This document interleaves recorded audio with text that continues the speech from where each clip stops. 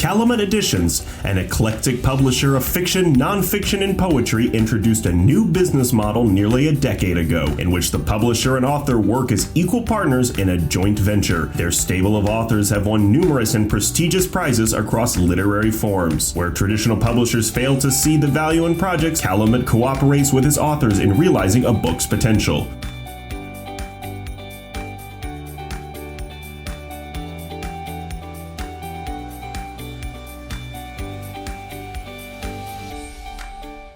Welcome to Writer's Corner. I'm Rob Jung, pinch hitting today for the inestimable Alan Miller, who is out on a personal mission of his own today. So today we have with us two astounding authors, CHERYL Bailey, who has written her first novel, and Peggy, do you go by all three names? Yes, I do. Okay. Peggy Monroe Scholberg, who has written a couple of books. Both your books are very similar in that while they are fiction, they really are underpinned by a lot of true life events. So let's start with you, CHERYL. Tell us about your book.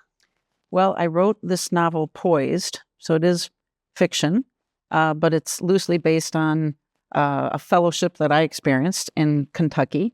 And it is about a young woman surgeon who has loved her medical career, medical training to date, and then encounters rather surprising chauvinism that she just wasn't expecting, and really, because of the surprise, wasn't entirely sure on how to deal with it. And along the 2-year journey, she meets hilarious patients and hilarious young residents, also medical doctors in training, and discovers the beauty of Kentucky, which is a phenomenal state, and makes deep friendships and finds some inner grit that she had to dig deep to decide if she wanted to graduate or not. It was the path, as many academic hierarchies are. The only way out was through. And so if she wanted to graduate, she had to find a way. So your background is in, and this is a mouthful, gynecological. Keep going. Oncology, yeah. I'm a gynecologic oncologist. It is a mouthful. And you can never have a bad day if you use the word gynecology in your day. I think that everyone should start the day off with I'll keep the rest of my usual vocabulary to a low roar. But yes, that's what I did. And it's a long training program with residency, fellowship, medical school, college. It's a lot of years of kind of delayed gratification. I'll see if I can start my day with start your day. Gynecological from now on. Yeah. So, okay. Thank you. Peggy, tell us about the Girls in a World at War. I am happy to tell about it. I brought to show you, this is the original story. 660 pages. Wow. My mother actually typed it up at about the time I was born. She's been gone for 20 years now. And since I retired, I was able to take the time to go back, scan it in, revise it, shorten it, and publish it out of a publishing house here in Burnsville. My mother served in the Army as a dietitian. At age 16, she actually went to the Berlin Olympics in Germany. It was on a German propaganda tour. And she recalls the Hitler salute, which at that time was the Olympic salute. So that's kind of the backdrop. She was from a very wealthy family in Chicago. In fact, her father was the CEO of a company that redesigned the Chicago River. You know, it changed directions. But anyway, the first boy she ever kissed came home from the war. He was in the hospital. She visited him. He was in a body cast. He would likely never walk again. And he said, if there's anything you can do for those poor devils over there, please do it. Well, the next day she signed up for the Army. By then she had graduated as a dietitian from Iowa State. And she decided, I brought my little can of Spam here. By God, she was going to make Spam taste good. That was really her goal in joining the Army. So she joins, and again, rich little girl, doesn't exactly fit in with all the drinking and partying that went on. She was pretty straight-laced, but she grew up in a hurry. She was transferred overseas. She served overseas in France. At their hospital, they would serve some of the first survivors of the Dachau concentration camp, and they would feed them. They were next to the 82nd Airborne, the famed 82nd Airborne. There's a lot of stories about that. And eventually, she does meet up with my father, who had been serving over in England. That's her story. She claims it to be fiction, but I heard her tell people these stories all my life.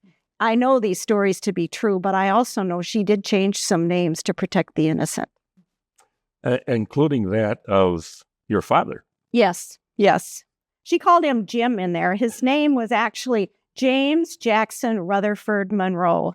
And he was a tennis player. He was a champion tennis player. In fact, about the only thing I know about my father and his military career, he was there for 4.5 years. I have a small little clipping from a newspaper, and he had won the tennis championship in the area in England. And my mother used to say, your father, oh, his contribution to the war? Why, they would tote him all over Europe playing tennis for Army-Navy games. That's his contribution. So I never really heard. He was at an Air Force base, but he was part of headquarters staff. He had been trained as a chemical warfare specialist, but since there wasn't chemical warfare in World War II, that's not what he did. Unfortunately, when I was about 7, he was diagnosed with Parkinson's disease, so I never got to see him play tennis, and I think that might have been part of why he was a little bit quiet about the war. So you shrunk this book from 600 and some pages that your mother wrote to roughly 400 pages in Girls Yes. in a World at War. Yes. How much of the writing is your own and how much of it is your mother's? Well, I do get asked that a lot. I'm a pharmacist by training. I don't know much about writing. I did take several courses, and I can do a research project. I knew that. What I did was I took the story, and it was too long, and she had a lot of very tedious descriptions. I took that out. I took out a couple of chapters. I took out a couple of characters. The thing that I maintained the most was she had really good dialogue of how people talked to each other at that time. And I thought it was really fun to hear how they talked and what they had to say. So that's the part I kept the most in. And again, the places that she went and the things that she did, I kept in there. So it's her story and my father's story as well. Okay. Cheryl, that's a great segue, how people talked, because your book is set in Kentucky. Yeah. And your character is enthralled by the Southern drawl. Mm-hmm. Was that your personal experience? It was my personal experience, and in writing a dialect, we had a lot of discussions. I'd taken the Loft's year-long novel writing course, and so I had the privilege of having really good friends now and budding authors all workshopping all of our scenes. And so we had a lot of discussions about how to portray a dialect without, my main goal was not to make my beloved patients and friends in Kentucky sound ignorant. It was never from ignorance that dialects and language comes about. It's just habit and family traditions, and it was beautiful and lyrical and sometimes just hilarious. I mean, the phrases were hilarious. So yeah, there was a lot of talk about craft in constructing that dialect.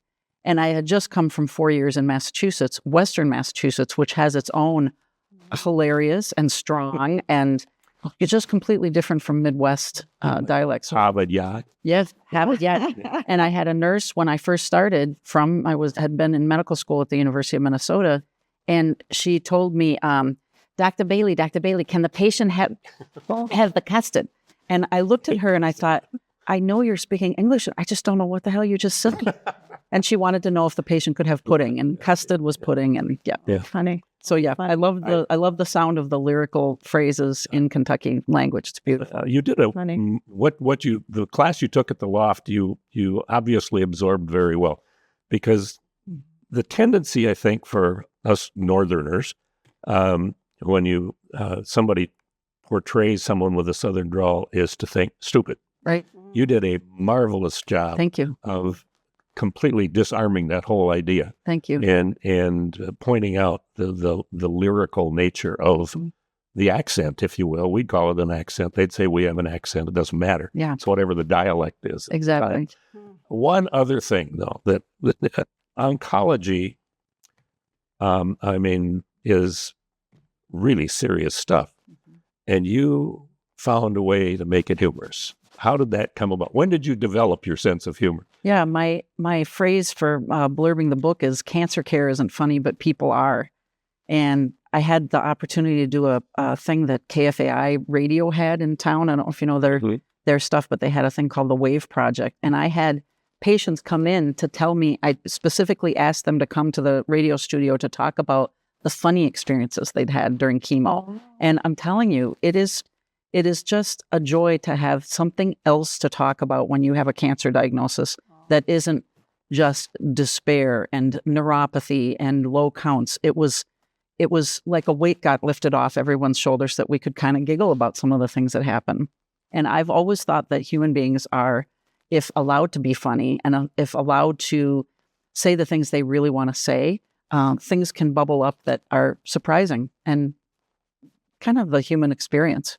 I thought you interesting. Go ahead. Or I can comment. I had several beta readers take a look at the book, and many of them wanted to correct all sorts of things that people would say. And I said, no, that's how they talked back then. And I really had to struggle with a lot of people because that does show what's happening more than anything else, it seems. Your book is very appropriate for the time. There's I couldn't help but pick up on this. I have to take these off so I can read. Sorry about that. Captain Keene sat with one arm dangling over the back of the chair, his long legs crossed. He peered understandingly through his steel-rimmed glasses. None from your fiancé? He's talking about mail. And he says, well, most of our mail hasn't come through yet. Mm-hmm. And then she asks, Kathy, your character. Yep, the character. Asks a question about, will she get more tomorrow? And he says, we always expect our mail tomorrow. Have you seen the movie 688? 688? Yes. Which I thought made the timing of your book so serendipitous. Well, they sure relied on the mail. I mean, that's a big thing. And then, that movie is wildly popular. Yeah. In fact, I'll show you a book later that has a chapter on it. But they relied on the mail. And of course, she had a broken heart and she expected mail every day. But it didn't come in. Oh, from her married man boyfriend. What a surprise. Oh my gosh, she was quite innocent, let me tell you. Well, it is sort of a coming out story in a sense, because your character was woefully naive. She was. It made me think of Private Benjamin, and when Goldie Hawn said, where are the condos? After she got drafted or volunteered for the Army. Yeah. It was hilarious in that sense. This is not your first book. This is my first and last, likely. Oh, I thought you had written an earlier book. No, this is it. This is it. Yeah. So you're not going to write another one? Well, your mother doesn't have another manuscript part? Yeah, well, actually, she does. After the war, she went on to help with Head Start. And her real mission in life was to help young mothers feed their family. That was absolutely. She also did a lot of research, and she did write another book on brain energy and brain energy deficits. And she could really type like you can't believe. She published a lot of things. I won't be publishing that. So, but I have been asked on a number of occasions to speak at various World War II events. So I've talked on other topics, not just this. But you're right, this is Women's History Month. And so I do have a number of presentations coming up about this that especially 90-year-old women love to hear about it. And actually the men like it too. So it's there's a lot of humor in the book and a lot of interesting situations. There are very few women that signed up in the Army, and fewer yet that actually typed it up. So I was lucky to have been exposed to this, to know this story, and know what a delightful story my mother could tell. Did she ever try to get it published? She did, but that thing weighed a ton, and she sent it off to a number of publishing companies, and I think Honestly, it was just too long. And then don't forget, at the time that I was born, people were talking about the war. They really didn't want to hear about it. And so it's been very popular lately, I mean, in the last 5 or 10 years, but it certainly wasn't at that time. She was often asked to speak, and she was often to tell stories, and she did very well at that. But her real love was food and nutrition. Food and nutrition. Aren't you a Coach? Or am I getting this? I don't have any food and nutrition, but I ate a lot of pimento cheese in Kentucky, and and I do have a story in the book that was true. When my mom came to visit, and we went to what was supposed to be the best restaurant in town, and they had something on the menu that sounded good, and I said, "What are the lamb fries?" And the waitress said, "Oh, Emmer lamb testicles, and you get 6 with the." So she proceeded to tell me how many was the medium and the large, and now the phrase would have been, "You had me at testicles." So maybe there's another way to start your day, a different vocabulary. Yeah. So I said I passed on that, but yeah, there were some interesting food choices. There are some really good scenes in your book that I have to believe you were. These were stories that you lived. The one that I thought of first is fairly early on in your book, your first day, and you catch your high heel in the elevator slot and can't get out. Was that a true event? Yeah, my first line of the book that stayed for all the years that I've been fooling around trying to write it, always stayed with it. And the first line is, "Pretty shoes would do her in." And I wore my one good set of shoes. I have huge feet. I'm a tall woman. Back in the day, they didn't make very many shoes that were dress shoes. And I wore them on my first day because I thought there'd be orientation and I'd be escorted around. Well, I don't know what I was thinking. I was in the OR with 2 hours of hitting the hospital and operating alone. And so I got blisters from my good shoes, but I didn't actually fall in the elevator, but I did have blisters, and I did wobble out at 8 or 9 o'clock at night that night thinking, what exactly was I thinking that I wouldn't be in the I remember reading that, and then you couldn't wait to take off your pantyhose, right? So we think history, right? And then in this book, there's a part where they take off a lady's girdle. Mm-hmm. So what will happen in another 50 years that we all laugh at, right? Probably the piercings. That's one thing that I noticed as a surgeon, that, I could hear my pre-op nurses kind of yelling in the good ear of my 90-year-old patient, "Do you have any tattoos?"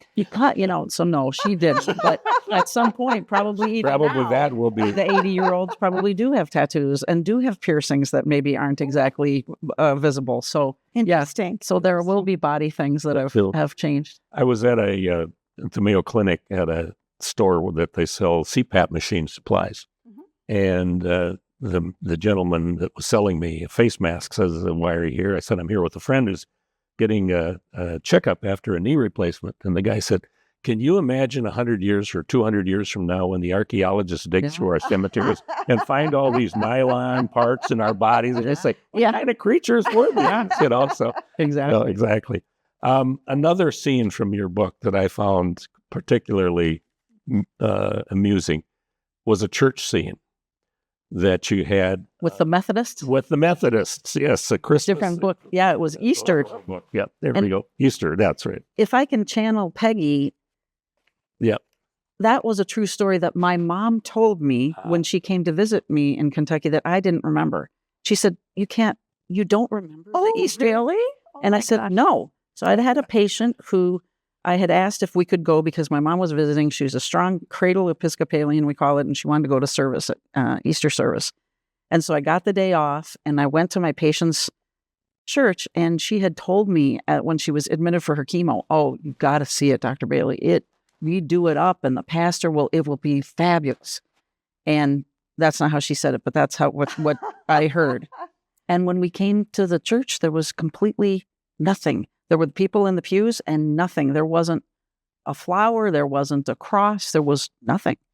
And at 10:30, when the service started, we tucked in with my patient and her little grandson, and a woman came flying up the altar saying, "Have you heard?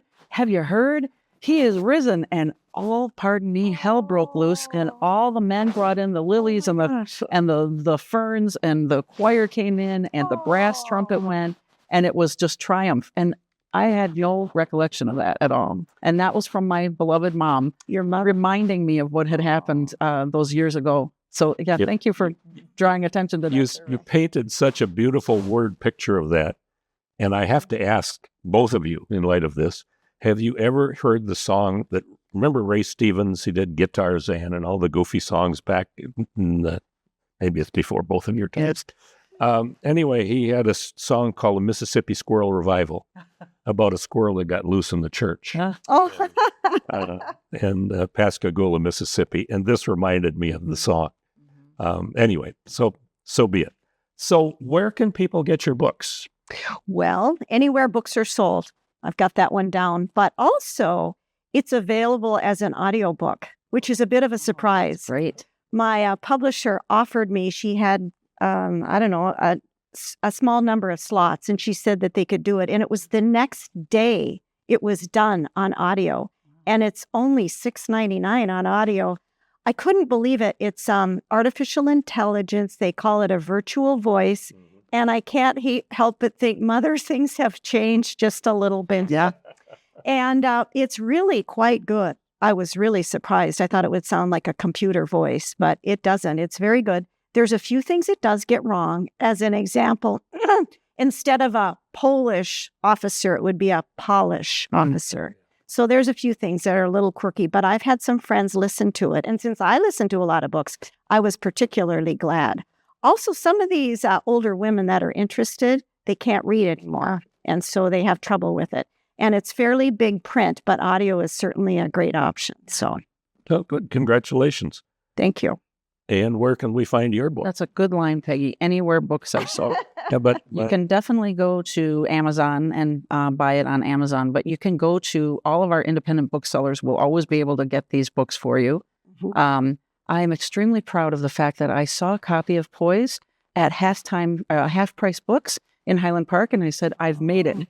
Someone finally read it, and they already turned it back to get their, 60 cents back.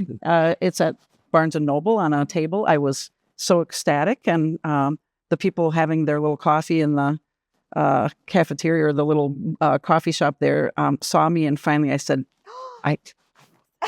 yes, we can tell. And if you don't mind, we're just trying to have a conversation.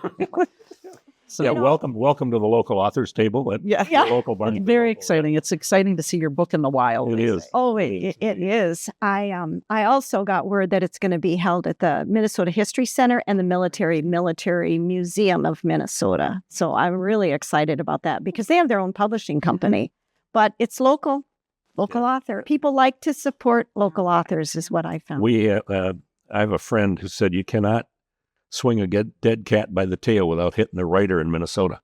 Oh, really? For some reason, we are prolific with people who love to write, and I attribute it to the fact that Minnesota Nice prevents us from saying and doing things in person, but we can put them down in our books and tell people off and show them if you're a Mr. Writer. Well, we've got good bookstores, too, that really support authors. They care about the people who write, and I've found that all of the people in my writing group are unbelievably supportive. We're all writing completely different things. No one feels in competition, and they've been generous with their time. And so that's the key. Tell people to buy people's books and support local authors, and hopefully they'll enjoy the books. Sure. Oh, we always hope so. Sure. So what's next? You're not going to write another book. You said I'm pretty busy going on these presentations. I'm going to stay with that for a while. Okay. Although, being that I'm a pharmacist, I'm a little bit interested in drug use during World War II. Certainly amphetamines, morphine, plasma, all sorts of things. Penicillin came out. And I'd like to know a little bit more about that. And I think maybe some fortunes have been made. I think one of the things that was really interesting in your book was the fact that you introduce penicillin as almost like a first-time use of it when your character gets meningitis while in France. Well, it hadn't really been out very long at the time that she was ill, and it did save her life, and the doctor did say she was the first to be treated for spinal meningitis, and so she just took that. but it was only available to the military and only available to the military overseas at the time. And I believe it was only on injection too. So the tablet form didn't come out for a while.